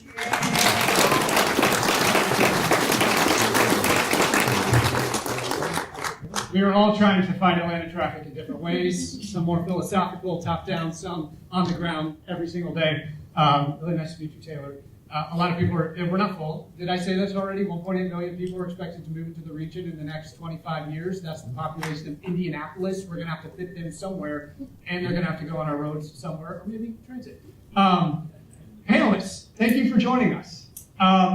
First, I want to start, Deborah, with you. Deborah Scott with Georgia Stand Up has been a part of this city for, we're not going to say years, for a while. When you hear South Side, prioritization, from Courtney English sitting in the seat where you're sitting, you have, okay, hopefully not.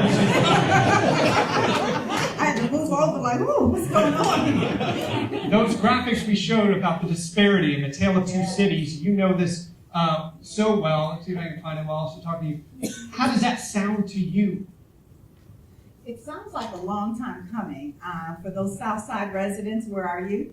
I really think that it's an ambitious plan, but I'm excited if they can actually pull it off. Because for so long, the investment has not been on the southwest side, on the west side, and certainly in the communities that we fight for and care about. This is often a tale of two cities, as you know, and this is time for those folks that have built the ground here in Atlanta, those legacy residents, to finally get some of the investments that the world is coming to see. So I know that the World Cup is coming, but I want them to prioritize it for Ms. Johnson and Ms. Jackson and those that need to go to the hospital, to jobs, to clinics, to schools. We want adequate transportation for all of us. And the inequity conversation is real, and it's been going on way too long. So I think Courtney did a good job of talking about the problem and the fact that it's been going on for 100 years or more. We know it's a legacy of slavery, first of all, and a legacy of disinvestment, but we also can be really clear that you can equalize the playing field by turning that around, by making sure that there's an investment in a particular area because you care about the entire city. And so we're one of those organizations that actually, and I haven't heard it today, expanded or helped to expand MARTA to Clayton County. For 2 years, we knocked on doors and asked people, do they want transit to be expanded? Remember, for 4 years, Clayton County went without any buses. People were walking along the streets, going to the world's busiest airport that actually sits in Clayton County, but could not get there. And so we're talking about the workers that work at the airport, the TSA workers that are in trouble right now and need support. But we're also talking about those that are just trying to get to the airport or to get to the other side of Atlanta so that they can get to work. So the commuter times range from 120 minutes to 90 minutes, just going one way if you're on the south side. And when you're trying to get back home, it's even worse. And so the lack of connectivity in some of these areas is really an issue. But making sure we have transit-oriented development, hospitals, clinics, grocery stores, and affordable, permanent affordable housing, not just a couple of apartments here and there, but permanent affordable housing on MARTA property is what we need. Transit-oriented development on the southwest side is definitely needed. Okay, Matthew, you heard Southside Rail. Matthew Rao with Beltline Rail Now. I love organizations that just tell you who they are in the name. It makes like our job so much easier if you can now piece it together, Beltline Rail Now. I think I know what you're fighting for. So Southside Rail, when you hear Courtney English say, we're doing it. If we get tax extended, we're doing it. How does that sound? It sounds great. Yeah. Because 22 miles of Beltline Rail is what the project is. And I think the picture he painted of the two Atlantas is right on target. And what happened in the city 20 years ago, 25 years ago, is that 45 neighborhoods came together. And the city of Atlanta Public Schools, and Fulton County, and our council, and in exchange for a vast upzoning and density all around the 22 miles, one thing was planned, and that was 22 miles of transit. That is the connective tissue for all of this opportunity to happen. It's great, but we're talking about a decade or more to a station at Murphy Crossing. It will just take that long to do it. I think we are being posed a false choice that we either do one thing or we do the other. 2 years ago, we were on the 10-yard line with the East Side Streetcar East Extension, and no football coach will tell you that you're going to back off, a first and goal in order to do some other kind of play. And we need a both-and conversation because the Beltline is about unifying. And for the people that are afraid of its consequences, there are other people afraid of other consequences, like actually really being connected to all the neighborhoods of the city by one project. And what the Beltline has the power to do is to unify and to amplify opportunity. You have an existing MARTA station at Peachtree Center, and we can connect that to the largest opportunity zone in the city right now. That doesn't mean we won't do the other projects. I really appreciate what Courtney has presented tonight, because for the first time, there are concrete elements that work together on the housing side, on the retail side, on the transit side. Really appreciate that. What we're talking about is what to do now. Yeah, concrete elements, nothing is official. These are all visions, these are all plans, and if all of you in Atlanta, y'all have heard promises made, and sometimes those promises have not been kept. Hans, I'll bring you into this. Better Atlanta Transit. Remind us what Better Atlanta Transit's about, and when you hear Courtney talking about Southside Rail, infill stations, extending the streetcar in both directions, what's your take? Yeah, Better Atlanta Transit wants better transit. And that means it's cost effective and it serves demand and it serves the people that need transit and that need mobility. Now, it just so happens that the greatest demand for mobility and for transit is in the south and west sides of town. So this is a case really where you have the concern for equity and the demand for better transit, cost effective, serve and demand. They overlap very nicely because you have very high transit ridership in the south and west sides of town. So I'm all for. So you support it? You support Southside Rail? I do. Hold on. I support South Side deployment of transit. I didn't use the word rail. I didn't use the word beltline. Very important, right? Why not? Because at this point, some of the best routes that are being proposed right now are going beyond the beltline and serving demand outside the beltline. The beltline has become kind of almost an inner city ring, and it's had a lot of gentrification. It's become kind of wealthy neighborhoods. It's time to look beyond that and take transit farther out, both for equity reasons and for good transit reasons. So when you run transit out McDonough Boulevard, that's great. To run transit out Hollowell, that's great. To run transit out Campbellton Road, that's great. That's going beyond the Beltline, and I think that's where you're going to have the greatest equity impacts. I think that's where you're going to serve the greatest amount of demand as well. Do you feel like that message is being heard right now? I think it's there in the plan, right? So you see that they're doing the right thing. I applaud the Office of the Mayor and the Mayor, of course, as well, for doing that. I think we're too focused on a 20-year-old vision that there's an abandoned beltline rail track through empty neighborhoods that need economic stimulus. That's no longer the case. Right. We got to look beyond that vision. It's no longer the case for some. For a lot. Along the beltline. Not all avenues of the beltline are seeing that same economic boom that you're talking about. Not all, but let me tell you, running out McDonough and running out Campbellton and running out Hollowell, that's where you're going to get bang for your buck, both in terms of serving unmet need and promoting equity in the city. Hans, I'll ask you, talking about promises made versus promises kept and the more MARTA plan and kind of where we went from 17 potential projects and now where we're at now.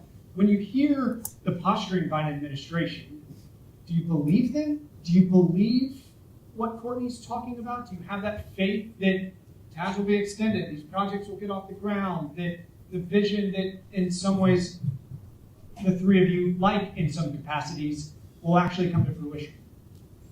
I think there's a good chance. There's an election coming up. I think the mayor will be reelected. I think Fulton County and the APS have their eyes on this TAD money as well. So I'm not an expert in TADs and in voting on TADs, but there's some uncertainty as to whether this will get consensus. But I think it probably will. And I think, again, the kind of stuff I'm talking about is right there in the plan, right? So it's these radial spokes out which really serve demand, and I think there's a good chance that that'll happen. Yeah. Are you hopeful, Devin? I'm hopeful because this is an election year, so this is that time of the year every 4 years where the people get to decide what your agenda is, and so this is a call to action to tell your elected officials what you want and what you need, and they are supposed to represent your interests.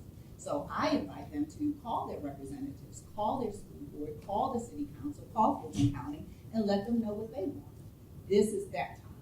How are you, Matthew, and your team at Beltline Rail now? How are you all organizing right now? So we're in the middle of the candidates scorecard survey, which will be released soon.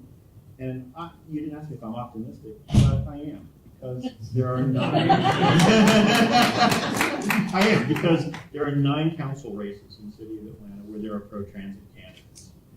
And for the voters to go and look at these candidates and what they have to say in their district and vote for a pro-transit candidate. We consistently know that transit's one of the top 3 issues that voters consistently identify as most important. And if that's the case, you have an opportunity as a voter to elect someone who represents your interests in transit. And that's going to happen. And early voting starts in a week. Yep. So, so I'm optimistic for that. I want to leave more time for Q&A for these 3 right now. So if you have any questions for any of these advocacy groups, especially on the heels of what we heard from some of the officials, let's go ahead and ask them some questions. We'll start right here on the aisle. So, Mike's coming down.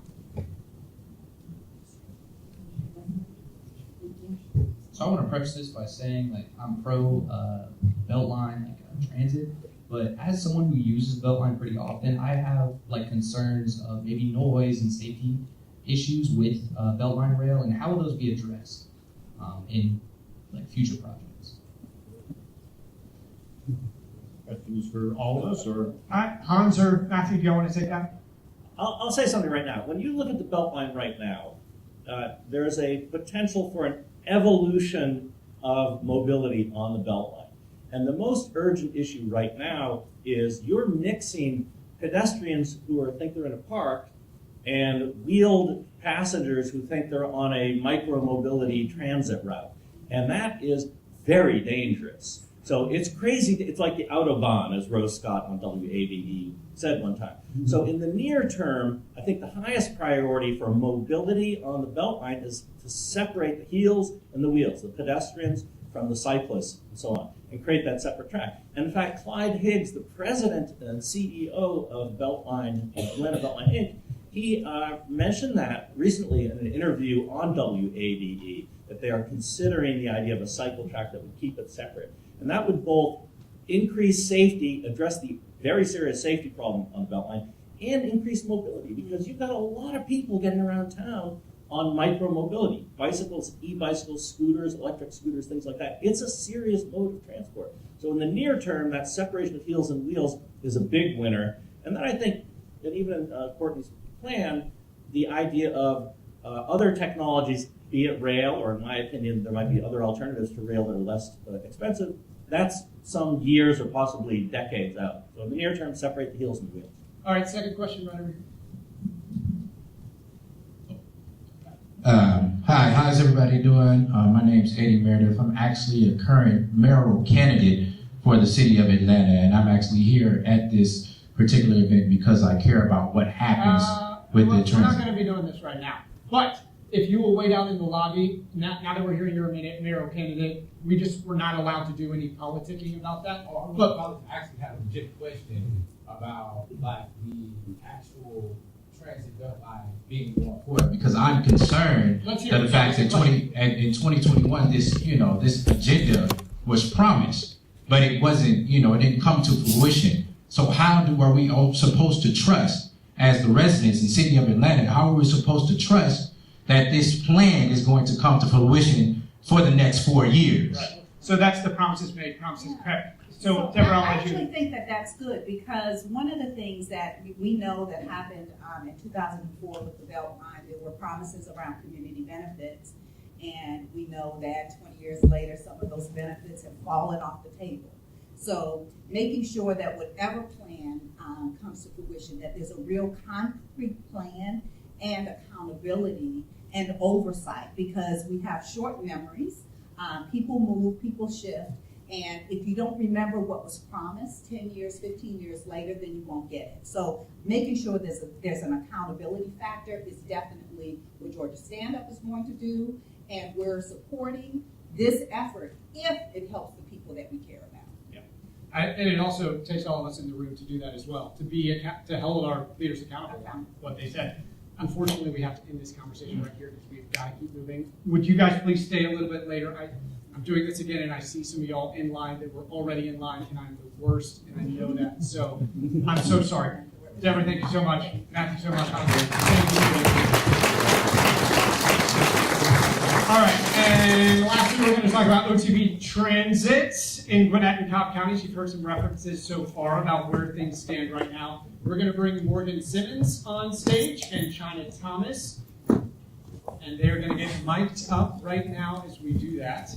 To set the stage about Gwinnett and Cobb counties as they're getting mic'd up, we referenced it. Both counties had voter referendums to expand transit, both in Gwinnett and Cobb County. Neither of the referendums referenced MARTA, so none of the money would have gone to MARTA-specific projects, but both referendums were in the billions of dollars. Both would have built new transit centers. Both would have expanded bus routes throughout Gwinnett and Cobb County, and also expanding microtransit, which we're going to talk a lot more. Both of those referendums failed pretty substantially. Voters just didn't want it. We're going to ask some of these officials why voters didn't want it.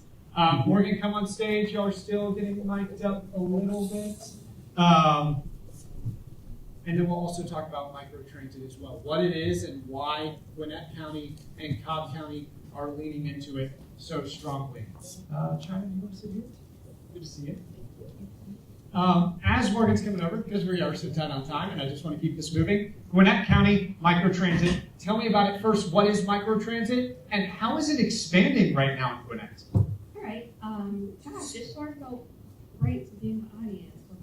What I will say is microtransit for Gwinnett County, it is a zone-based service whereby there is a vehicle or vehicles positioned in a certain area that is really designed to serve a community. In addition, not only does it serve a community, but it also serves as first mile, last mile connection. And as I say first mile, last mile connection, just to give an example, I will say in Gwinnett, geographically, there's not sidewalk everywhere. And so what it does is it picks you up at your door and it gets you to that very first bus stop to allow you to go a further distance. Yeah, and you're expanding. You've seen success so far. Yes. Right now we have 3 active microtransit zones, one in the city of Snellville, Lawrenceville, and we have a pilot one in Norcross. Okay. Morgan Simmons, I'm going to bring you in as well. We were just showing some video. So microtransit, think shuttles, door to door. It's cheap Uber. It's really cheap Uber. It's like $2.50 a ride, $3 a ride, $2.50 for you. Cost efficient. Cheap sounds like Sorry. it's not good. I've got nothing wrong. There's nothing wrong with cheap. I will take cheap. Morgan, you guys are expanding your microtransit efforts as well. Why do you think it's working? Why 300% ridership's up 300%? Yes. So we currently have a microtransit zone in our South Cobb area. That is our first pilot, and so we are approaching our year anniversary at the end of this month. We have seen significant ridership since the start. When we first launched late October of last year, we were already seeing over what our previous service was. So I do think that with the South Cobb pilot, we already had established an on-demand type response, like on-demand activity base. And so people were already used to that type of service. We just gave it an opportunity to expand it even more and provide less of a point-to-point opportunity, but more of a curb-to-curb, very Uber-like, because that's also a model that exists today that people are familiar with. So we do think that that has definitely contributed outside of just an expanded service area. But also, I think that there is a significant amount of shifts that's happening within the county where people are, that sprawl is happening, not only just within our county, but just throughout the region. So you are seeing people shift a little bit further out. And so there is transit need that this particular area, this particular service area is able to provide. You heard Courtney talk about potential expansions into Gwinnett County and into Cobb County with regards to MARTA, even though that probably should come from, or maybe Jonathan said that, I can't remember. And I just broke down sort of the transit referendums that both failed. Courtney was the one that talked about kind of the status with federal dollars coming in. They're just not coming in like they used to. Given all of that in Gwinnett and Cobb counties, how can y'all do anything? And what can you do? And what is there an appetite for? And how do you do your job? I'll go for that first. Truly, with the referendum failing, it really puts a pause on a lot of projects for us. For federal funding, Courtney said it, it's scarce. It's almost non-existent.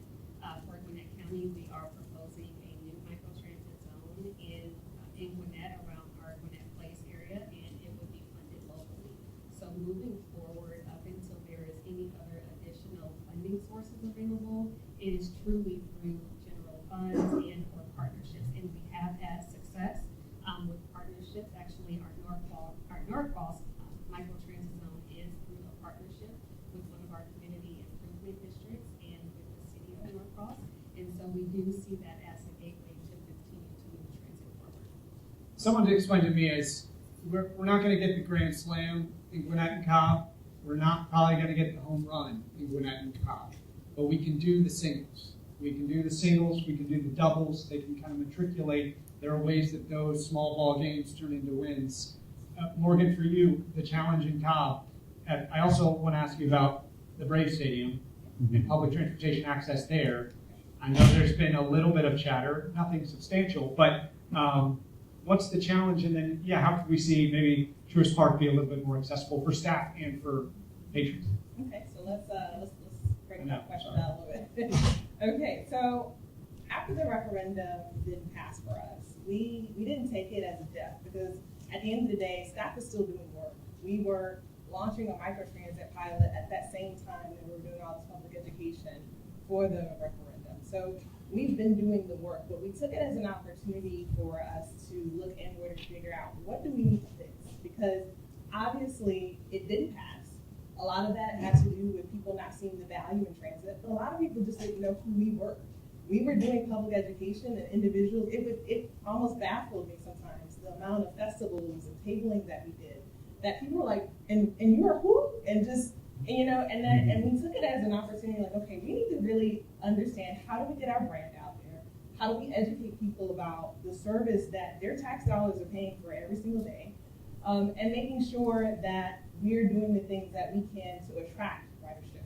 So a couple of the projects that we do have have the ability to push federal funding or not, or just with our own budgets that we have now, making sure that that perception of safety is prime and key focus for us. So security guards, security cameras, security gates, these are things that have been approved by our board just over the last few months and have been executed over the last few months. Making sure that our current third-party operator, that they are in fact doing what we asked them to do, that we pay them to do. So cleaning our buses, making sure they're responsive, making sure, focusing on our OCP. We've even, as a DOT, invested in a transit planning division, the first of its kind, and so that's us really taking stock of, we need to make sure that we're doing the things that we have control over, so that when if the opportunity presents itself, for us to go back for a referendum opportunity, that we've shown proof of concept.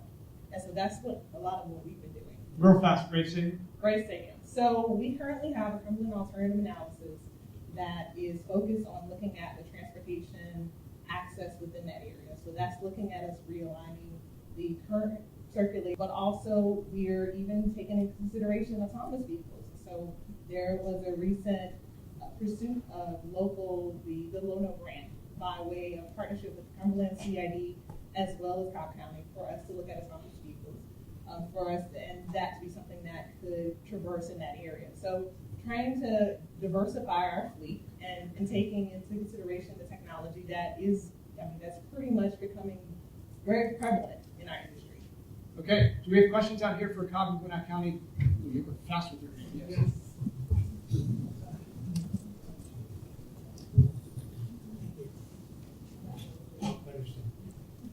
Forgive me, you're getting me because I wanted to ask questions of everyone else, so you guys are the ones that are going to get kind of my spiel. Okay. I'm gonna do it quick. I actually, giving a very quick version of it, I moved to the Atlanta metro area specifically because I wanted access to transit. And I actually first moved to Cobb County. I moved to Smyrna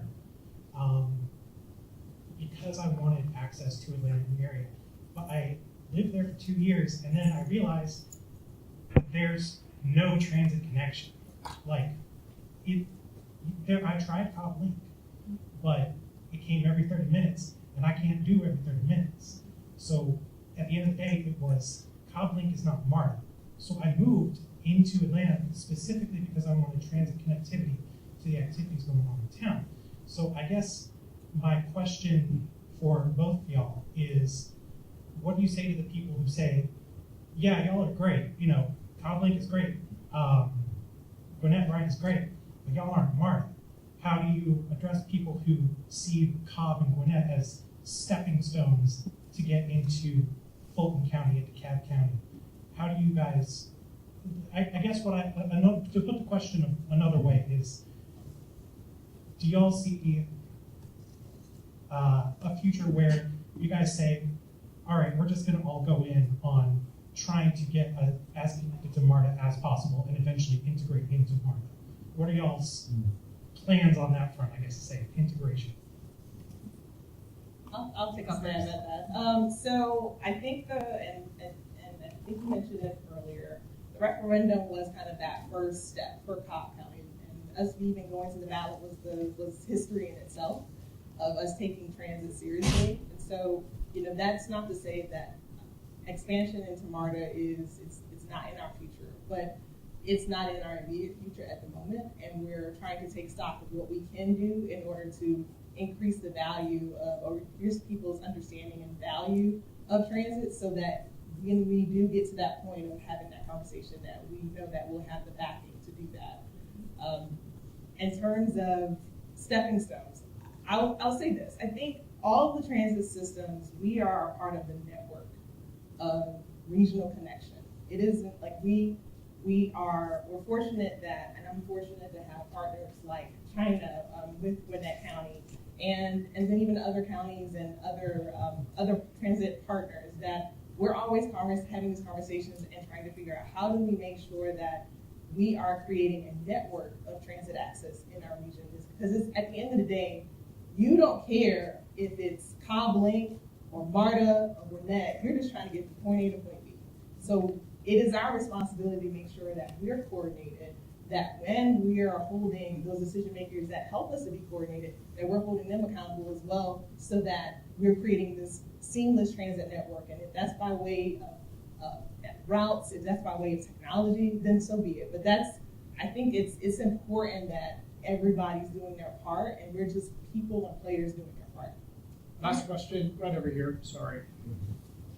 Hi, well, I live in Powder Springs. I'm just going to be blunt and say that the mega transit option kind of feels like a second class or just a cheap kind of alternative to having any kind of connected transit to the rest of the city.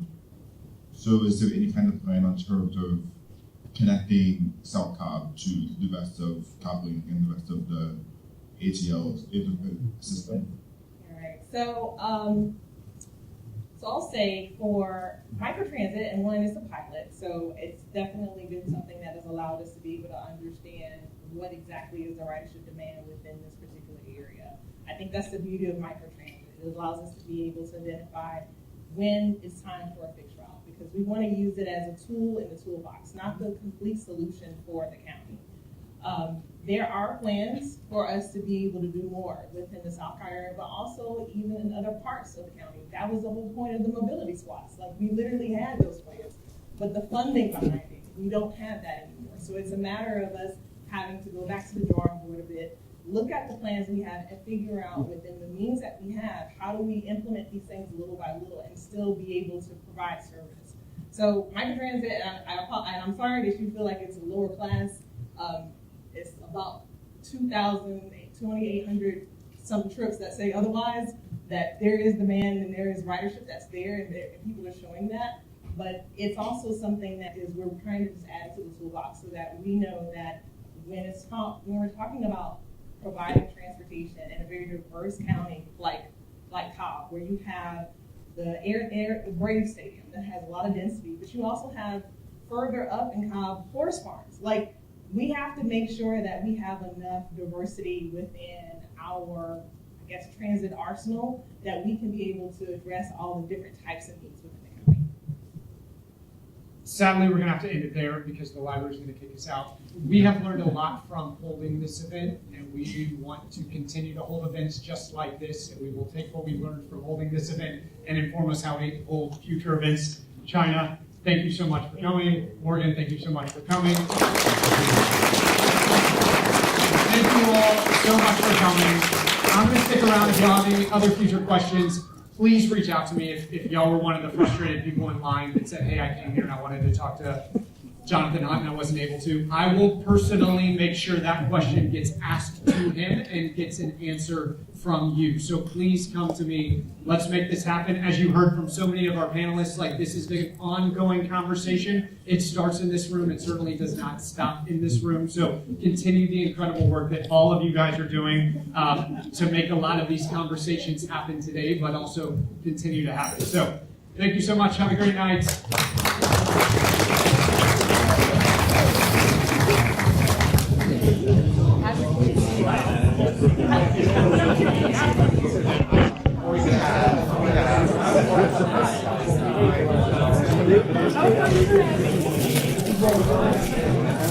Okay.